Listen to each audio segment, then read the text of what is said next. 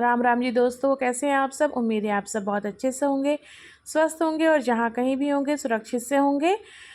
तो मैं पूजा स्वागत करती हूँ आपका पूजा व्लॉग में। तो सुबह के 4:30 से ऊपर का हो चुका था, तो चलिए हम लोग चलते हैं छठ घाट पर। और आप अपना साथ बनाए रखिएगा। और साथ ही मैं नए मित्रों से जो कि मेरे चैनल पर पहली बार आए हैं, निवेदन करना चाहूँगी कि अगर आप मेरे चैनल पर नए हैं तो चैनल को सब्सक्राइब कीजिए और बेल आइकन को प्रेस ज़रूर कीजिएगा, तभी आपको मेरी नोटिफिकेशन मिल पाएगी। अपना साथ और सहयोग ज़रूर दीजिएगा। तो संध्या अर्घ के ब्लॉग पर आपके द्वारा जो मुझे प्यार मिला है उससे मेरा उत्साह बहुत बड़ा है। अपना साथ और सहयोग इसी तरह बनाए रखिएगा और आपके साथ के लिए मैं आपका आभार व्यक्त करती हूँ। छठ महापर्व जिनके घर में होता है, जो लोग छठ का पर्व अपने घर में मनाते हैं, उनके लिए मुख्य पर्व होता है। साल भर हम लोग इसका इंतज़ार करते हैं। माँ से यही कामना करते हैं कि सब कुशल रहे और हम आपकी स्तुति आराधना कर सकें। तो मैं यहाँ पर अपनी पद्धति बता रही हूँ आपसे। जैसे बहुत से क्षेत्रों में बड़ी बड़ी बेदियाँ बनती हैं, हमारे यहाँ छोटी सी बेदी बनती है जो कि धरती से थोड़ी सी, ज़मीन से थोड़ी सी उठी रहती है, अंडाकार में रहती है। और उसी की हम लोग छठ मैया के प्रतीक के तौर पर उस बेदी पर जो कलसा हम लोग घर से लेकर चलते हैं, जिस पे दीप प्रज्वलित रहता है, उसी कलसे को रखकर वो छठी मैया की आराधना करते हैं। उस पर जो भी हमें चढ़ाना रहता है, जैसे कि फूल हुआ, सिंदूर हुआ, सबसे पहले आयपन चढ़ाते हैं जो आटे और हल्दी को मिलाकर बनाया जाता है, घोलकर पानी से वो डालते हैं। उसके बाद सिंदूर और ये सारी चीज़ें पूजा प्रार्थना की जाती है।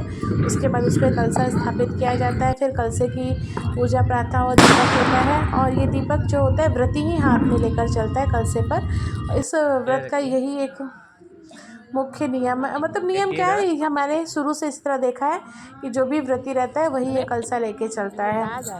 ये रखिए। देखिए इधर। इसमें। और हम लोग यहाँ पूजा प्रार्थना में लगे हुए थे और बच्चे अपनी मस्ती में लगे हुए थे, और अपनी मस्ती में ये मुझे भी परेशान करने से नहीं चूक रहे थे।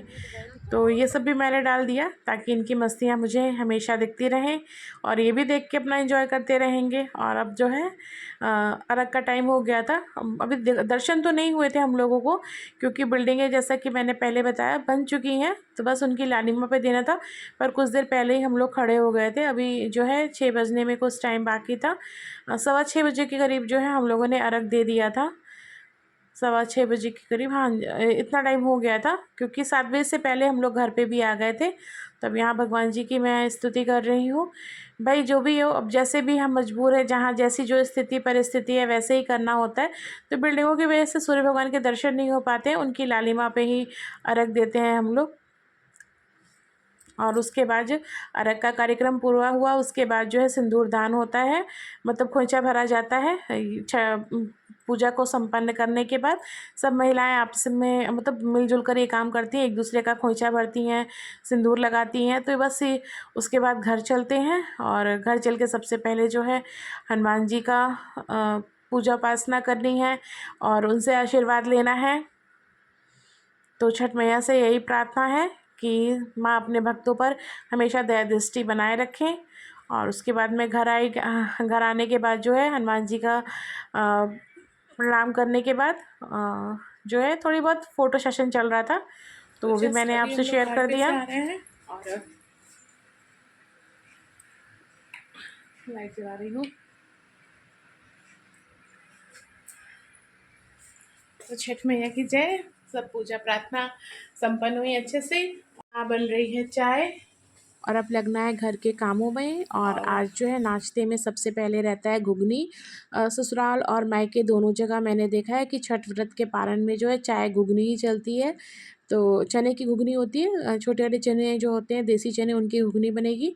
और उसके लिए अब बाकी सब कामों के लिए कमर कसना है। और मैंने आपको बताया नहीं था, दिखाया ही नहीं, व्लॉग ही नहीं बनाया था। तो सुबह जाने से पहले जो है मैंने झाड़ू पोछा सब कुछ कर लिया था, क्योंकि छठ मैया की विदाई के बाद जो झाड़ू पोछा नहीं लगता है, कुछ भी चीज़ उस दिन झाड़ू वगैरह नहीं होता है। और यहाँ जो है मैं सब्ज़ी बनाने जा रही हूँ। सब्ज़ी वही चने की है, और यहाँ जो है मिक्स सब्ज़ी बनती है, बहुत यम्मी और टेस्टी बनती है दोस्तों। इस सब्ज़ी का इंतज़ार रहता है।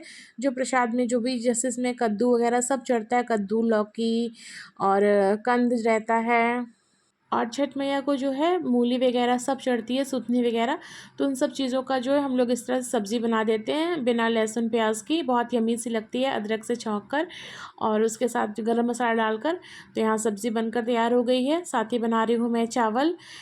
ये चावल सब्ज़ी जो है चावल के साथ भी बहुत अच्छी लगती है। और यहाँ लग गई है थाली प्रसाद वाली, ठेकुआ और सब्ज़ी और इसके साथ है चटनी। तो आइए फ्रेंड्स, आप भी प्रसाद ग्रहण कीजिए।